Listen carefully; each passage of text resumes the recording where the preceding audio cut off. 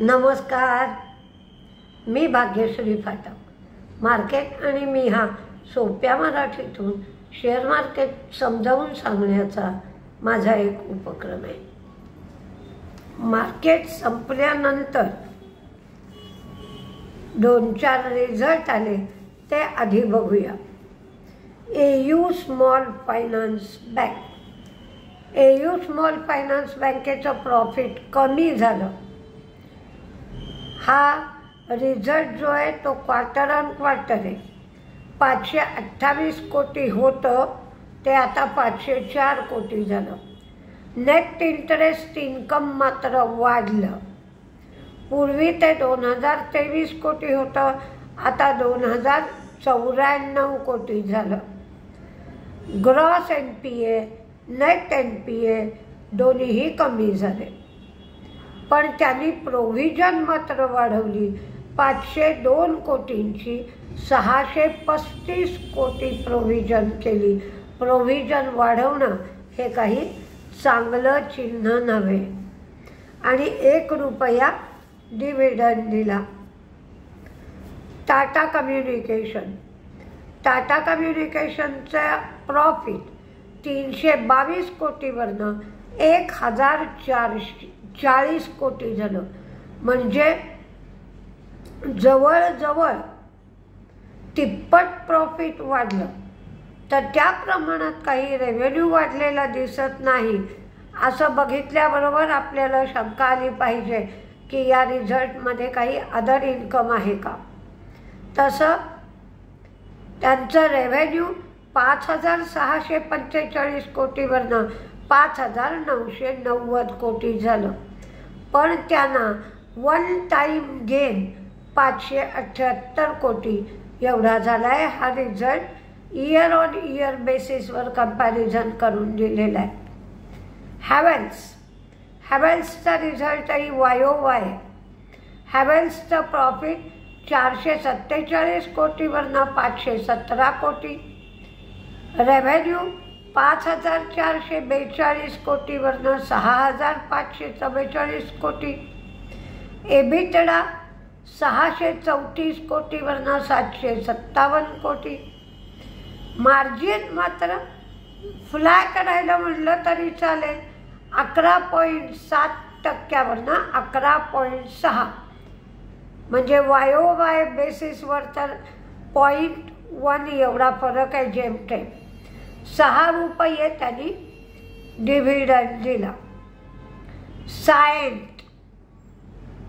सायंटचाही result YOY आहे. 23 कोटीवरनं 31 कोटी झालं प्रॉफिट. रेव्हेन्यू 362 कोटीवरनं 428 कोटी एवढं झालं. EBITDA 37.9 वरनं 57.3 एवढा झाला. तर मार्जिन 10.5% वरनं 13.4% एवढं सायन्सचं मार्जिन झालं. अडाणी एंटरप्राइजेस ही टेलिकॉम सेक्टरमधून बाहेर पडत आहे. भारती एअरटेल आणि भारती हेक्झा हे दोघे मिळून अडाणी एंटरप्राइजेसची जी सबसिडियरी आहे अडाणी डेटा नेटवर्क, यांच्याकडून 26 GHz म्हणजे 400 MHz एवढा स्पेक्ट्रम घेणार आहे. आणि हा स्पेक्ट्रम गुजरात, मुंबई, कर्नाटक, आंध्र, तामिळनाडू, राजस्थान या एरियासाठी उपयोगात आणला जाणार आहे. अशोका बिल्डकॉनला सेंट्रल रेल्वेकडून 568 कोटीच्या प्रोजेक्टसाठी LOA मिळालं. 361 वॅन ही UBS इंडिया वेल्थ बिझनेस जो आहे तो $36 मिलियन ला खरेदी करणार आहे. त्यामुळे शेअर आज तेजीत होता. जॅपनीज येन आज सुधारला. त्याचप्रमाणे ग्रेट ब्रिटन पाऊंड कमाल स्तरावर होता. लिक्विडिटी कव्हरेज रेशो नॉर्म्समुळे बॉन्ड यील्ड सुद्धा वाढलं.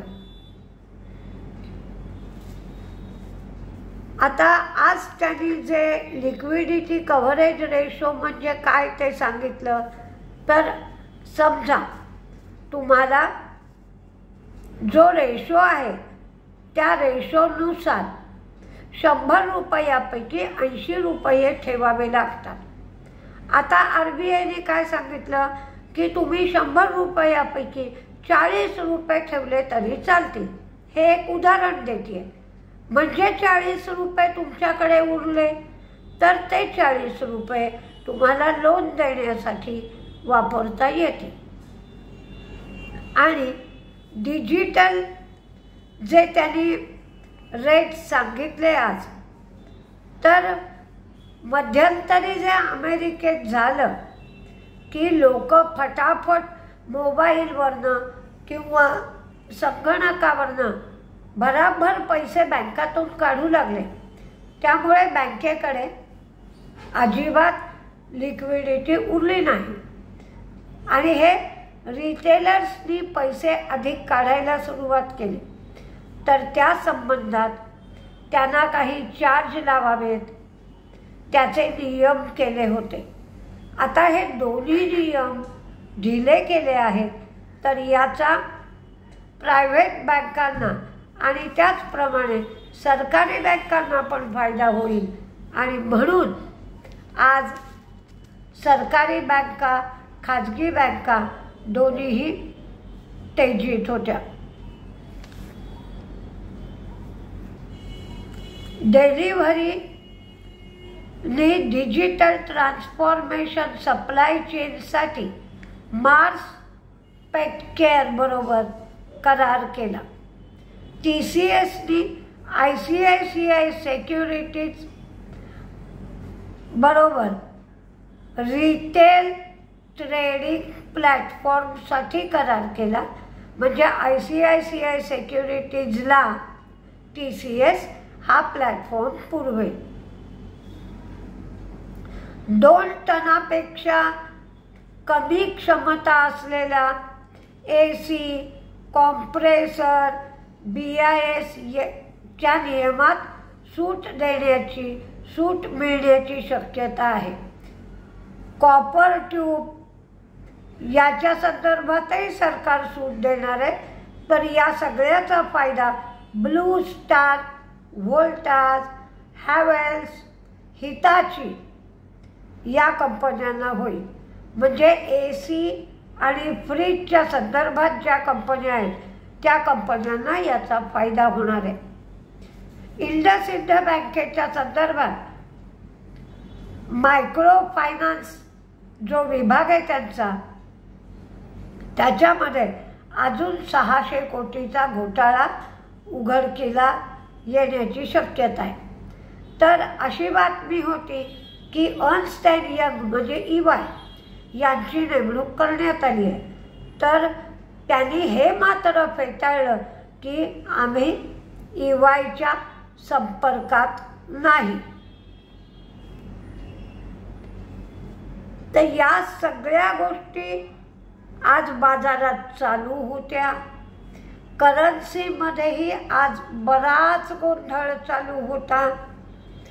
कारण काय होत आहे काय नाही, पॉवेलना काढून टाकतायत का काय करतायत, या सगळ्या गोष्टीचा गोंधळ असल्यामुळे मार्केट खूप दोलायमान स्थितीत होतं. म्हणजे मध्यंतरी एक 300-350 पॉईंटच्या आसपास तेजी होती. पण शेवटपर्यंत ती काय तेजी टिकू शकली नाही.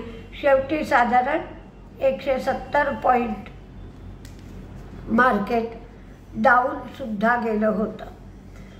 तर आता उद्या मार्केट काय काय करतंय हे बघूया. पण एकंदरीतच आपण कसं म्हणतो, आपण थकलोय आता, तसं मार्केटची थकावट दिसतीये. मार्केट पडेल असं वाटत नाही. की जेव्हा खूप चांगली बातमी आहे आणि तरीही मार्केट वाढत नाही आहे, ते एक चिन्ह असतं की बाबा मार्केट पडायला सुरुवात होईल.